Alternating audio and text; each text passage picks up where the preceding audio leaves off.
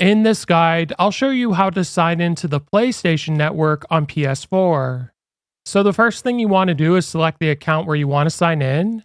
Then what you want to do is scroll up, and we're going to scroll over and then select Settings.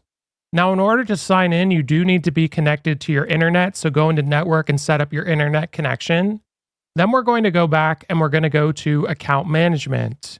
Now, once you're in here, you should see Sign into the PlayStation Network if you've never signed in before, and it may look a little bit different if you signed in previously.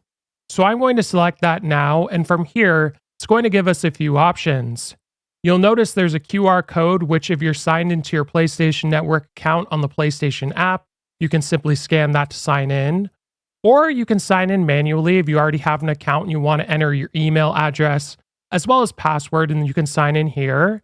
And if we go back, you can also create an account as well in the bottom right corner if you don't have an existing account. So if this video was helpful, like and subscribe, and we'll see you in the next one.